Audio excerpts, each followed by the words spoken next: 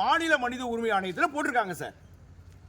லஞ்சம் வாங்கக்கூடாதுங்க சார், நேர்மையாக இருக்கணும் சார். அங்கே காரு கூட கிடையாதுங்க சார், பைக்கு கூட கிடையாதுங்க சார். டெய்லி என்னுடைய வண்டியில் தான் சார் வந்துட்டு போவோம்.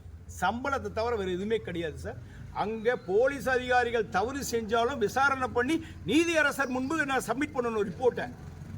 அங்கே ஐஜி திரு மகேந்திரகுமார் ரத்தோட் ஐபிஎஸ்ன்னு இருந்தார், மகேஸ்வரன் ஐபிஎஸ் எஸ்பின்னு ஒருத்தர் இருந்தார். அவர் போன பிறகு எஸ்பி ஜெயலட்சுமி மேடம்னு ஒருத்தர் இருந்தாங்க ஐபிஎஸ். கேட்டு பாருங்க சார், நான் நேர்மையானவனா எப்படிப்பட்டவனு கேட்டு பாருங்க சார். ஏன் நீதியரசரே கேளுங்களேன். Thiru Manikumar chief justice of Kerala எனக்கு காஞ்சிபுரம் கேஸை விசாரிக்க சொல்லி எனக்கு கொடுத்தாருங்க சார். 2 அதிகாரி இருக்கும், டிஎஸ்பி என்ன டெபியூட் பண்றாரு, விசாரணை பண்ணி 3 நாள்ல பிரிலிமினரி ரிப்போர்ட் கொடுத்தேன் சார். போலீஸ் அதிகாரிகள் தவறு செய்திருக்கிறார்கள், தவறு செஞ்சிருக்காங்க, அடிச்சிருக்காங்க, துன்புறுத்தி இருக்கிறாங்கன்னு கொடுத்தேன் சார். அவன் கொலை குற்றவாளியே இருக்கட்டும் சார், நீதி முன்பு தான் சார் நிறுத்தணும்னு சட்டம் சார். அதை தான் சார் நான் பண்ணேன்.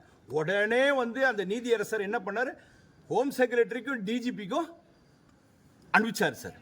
அடுத்த நாளே டிரான்ஸ்ஃபர். எங்க மயிலாடுதுறை சார். போலீஸ்ல டிரான்ஸ்ஃபர் எதிர்பார்த்து வேலை செய்யறதே கிடையாது. எங்க போட்டாலும் வேலை செய்யணும்.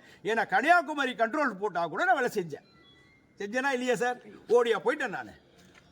இல்லை நீங்க மயிலாடுதுறையில் போகக்கூடாது சொன்னா நான் போகாம இருப்பேனா? எனக்கு ஆர்டர் போட்டீங்க, நான் வந்துட்டேன். இது எந்த கேஸ்ல சார் அடிச்சதா ரிப்போர்ட் கொடுத்தீங்க சார்? அதாவது கஸ்தூரின்னு ஒரு ஆய்வாளரை கொலை பண்ணிடுறாங்க. அப்போ அதில் 2 பேர் அக்யூஸ்ட் ஆகுறாங்க அந்த வழக்கில். அது அக்யூஸ்டா இல்லை இதுவா அந்த கான்ட்ரவர்சி உள்ளலாம் நான் போகலை. அந்த குடும்பம் ஒரு பெட்டிஷன் கொடுக்குறாங்க நீதியரசர்கிட்ட, திரு கண்ணதாசன் மெம்பர் கிட்ட கொடுக்குறாங்க. என்ன நாமினேட் பண்ணுறாங்க விசாரணை அதிகாரியா. விசாரணை பண்ணிட்டு நான் கொடுக்குறேன் சார் ரிப்போர்ட். 3 நாளில் பிரிலிமினரி ரிப்போர்ட். என்ன சார் பிரிலிமினரி ரிப்போர்ட்டை நீதிமன்றம் இதுக்கு அனுப்பக்கூடாது. யாருக்கு அனுப்பக்கூடாது? ஹோம் டிபார்ட்மெண்ட்டுக்கு அனுப்பக்கூடாது, டிஜிபிக்கும் அனுப்பக்கூடாது.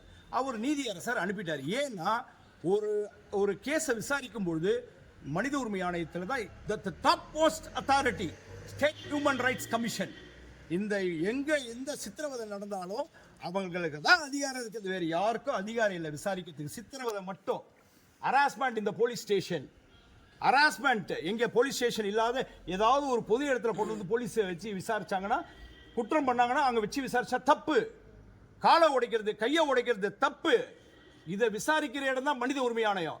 அப்படி இருக்கிற இடத்துல ஒரு நேர்மையானவனை, ஒரு ஒழுங்கினாத நேர்மையானவனை விட்டுடுங்க, ஒரு ஒழுங்கினமால இல்லாதவனை எப்படி சார் போடுவாங்க?